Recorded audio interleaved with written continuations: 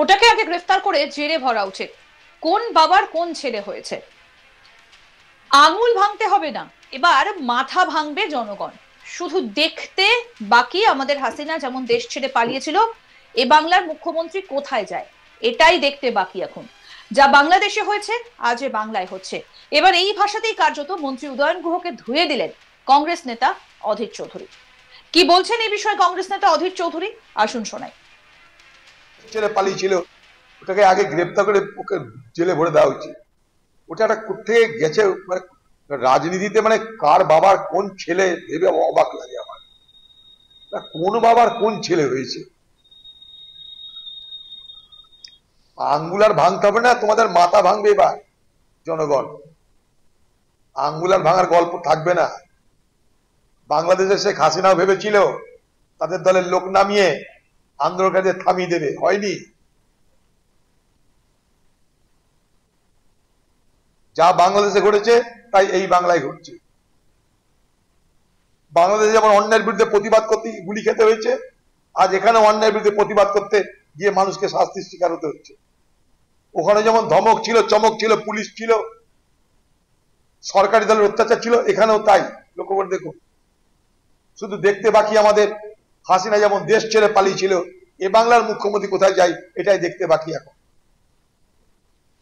প্রসঙ্গত বলি, পরিকল্পনা চলছে পুলিশকে প্ররোচিত করো, উত্তেজিত করো, যাতে তারা গুলি চালাতে বাধ্য হয় এবং সেই গুলি চালানোর জন্য কেউ মারা যায়, তবে আন্দোলনটা জমে ক্ষীর হয়ে যাবে। আরজি কর কাণ্ডে বিক্ষোভ ঘিরে কড়া সমালোচনা করেন উত্তরবঙ্গ উন্নয়ন মন্ত্রী উদয়ন গুহ। তিনি বলেন, বাংলার বিভিন্ন জায়গায় চিকিৎসা ব্যবস্থা করার চেষ্টা চলছে। আরজি করের ঘটনা অত্যন্ত নিন্দনীয়, সকলে এই ঘটনায় অনুতপ্ত। পাশাপাশি এই নিয়ে ঘৃণ্য রাজনীতির চেষ্টা চলছে। মানুষের প্রয়োজনীয় স্বাস্থ্য পরিষেবা বন্ধ করে বিপদের মধ্যে ফেলার চেষ্টা করছে। দিনহাটায় স্বাস্থ্য শিবিরে গিয়ে এই মন্তব্য করলেন উত্তরবঙ্গ উন্নয়ন মন্ত্রী উদয়ন গুহ। মন্ত্রী বলেন, অতীতে অনেক ঘটনা ঘটলেও সিবিআই 10% সফলতা পায়নি। বছরের পর বছর ধরে তদন্ত চলছে। উদয়ন গুহ বলেন, কে বা কারা দোষী তাদের শাস্তির ব্যবস্থা হোক। এবং এই ঘটনা সম্পর্কে বলা হচ্ছে যে পুলিশের ওপর আক্রমণ হচ্ছে, একটা পরিকল্পনা চলছে, পুলিশকে প্ররোচিত করো, উত্তেজিত করো, যাতে তারা গুলি চালাতে বাধ্য হয় এবং সেই গুলি চালানোয় যদি কেউ মারা যায় তবে আন্দোলনটা জমে ক্ষীর হয়ে যাবে। আরজি করের এই ঘটনা নিয়ে মন্তব্য করেছিলেন উত্তরবঙ্গ উন্নয়ন মন্ত্রী উদয়ন গুহ এবং তিনি এও বলেন যে যারা সংখ্যায় শূন্য তারা ভাবছেন শূন্য দিয়ে গুণ করে তাদের সংখ্যাটা কোথাও পৌঁছে দেবেন, কিন্তু ভুল করবেন না। যারা শূন্য তারা সংখ্যায় পৌঁছানোর চেষ্টা করুন, সুন্দর বাংলা গড়তে হবে। এই কথাই বলেন উত্তরবঙ্গ উন্নয়ন মন্ত্রী উদয়ন গুহ। এবার আপনাদের শোনাবো কি বলেছিলেন সেদিন উত্তরবঙ্গ উন্নয়ন মন্ত্রী উদয়ন গুহ, শুনুন। রাজ্য সরকারের যে কাজ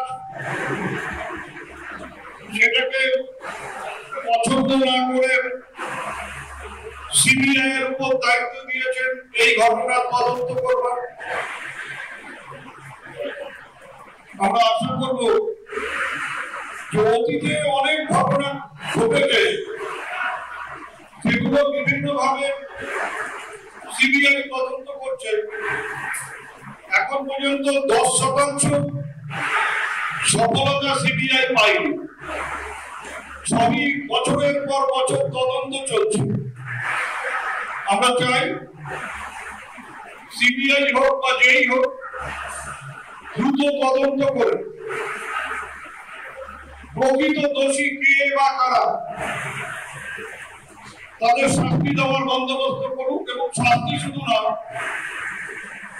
আমাদের রাজ্যের মাননীয় মুখ্যমন্ত্রী তার চেয়েছে, কিন্তু সেই অবস্থায় আমরা দেখছি গতকাল রাতে আবার আরজি কর হাসপাতালে হঠাৎ করে হাসপাতালের উপর আক্রমণ, সেখানে পুলিশের উপর আক্রমণ হলো। এটা খবর পেলাম প্রায় মানিকতলা থানার ওসি সহ প্রায় 15 জন আহত হয়ে হাসপাতালে ভর্তি হয়েছে। একটা পরিকল্পনা হচ্ছে যে পুলিশকে পরিচিত করো, পুলিশকে উত্তেজিত করো যাতে তারা গুলি চালাতে বাধ্য হয়, এবং সেই গুলি চালানোর ফলে যদি কেউ মারা যায় তাহলে আন্দোলনটা জমে ক্ষীণ হয়ে যাবে। কারণ আমরা শব্দ দেখেছি যে আমাদের প্রতিবেশী রাষ্ট্র, সেখানে প্রশাসন এবং পুলিশের ভুলের ফলে কিছু তরতাজা যুবক মারা যায় এবং তাদের মৃত্যুকে সামনে রেখে নির্বাচিত সরকারকে অপসারণ করে সেনাবাহিনীর সহায়তায় ওখানে একটি অন্তর্বর্তী সরকার গঠন করা হয়েছে।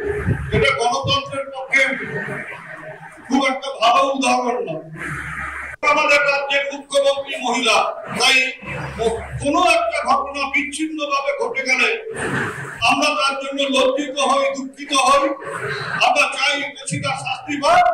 কিন্তু এটা নিয়ে একেবারে নতুন করে যদি কেউ অক্সিজেন পাওয়ার চেষ্টা করেন, সেই অক্সিজেন সিলিন্ডার কিভাবে তাদের তাকে লেগে থাকে সেটা আমরা যেমন দেখবো, পাশাপাশি এটা বলতে পারি, এটা মাথায় রাখতে হবে তাদের শূন্য দিয়ে কোনো কিছু গুণ করলে সেটা কিন্তু শূন্যই হয়, সেটা আর বাড়ে না।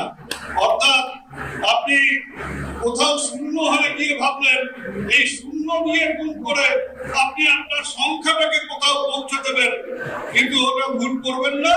কারণ আমরা ছোটবেলা থেকে শুনেছি শূন্য ইন্টু এনিথিং ইজ।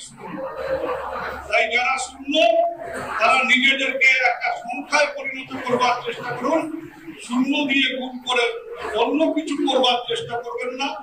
আমি এখানে যারা উপস্থিত আছেন আমি বলবো যে আসুন আমরা সবাই মিলে সুন্দর বাংলা করবার শপথ আজকের এই মহান দিনে নিই, এবং যেখানে আমাদের ত্রুটি বিচ্যুতি আছে সেগুলোকে আমরা সংশোধন করে আগামী দিনে যাতে বাংলাকে এগিয়ে নিয়ে যেতে পারি।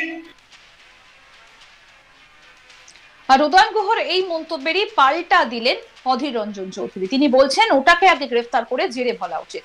কোন বাবার কোন ছেলে হয়েছে, আঙুল আর ভাঙতে হবে না, এবার মাথা ভাঙবে জনগণ। এই বক্তব্যই শোনা গেল অধীর রঞ্জন চৌধুরীর গলায়। কি বলেছিলেন আসুন আরো একবার শোনাই। ওটাকে আগে গ্রেফতার করে জেলে ভরে দেওয়া উচিত। ওটা একটা কোথেকে গেছে, মানে রাজনীতিতে মানে কার বাবার কোন ছেলে ভেবে অবাক লাগে আমার। আরো আপডেট পেতে দেখতে থাকুন আজ তাক বাংলার ইউটিউব চ্যানেল, সাবস্ক্রাইব করুন।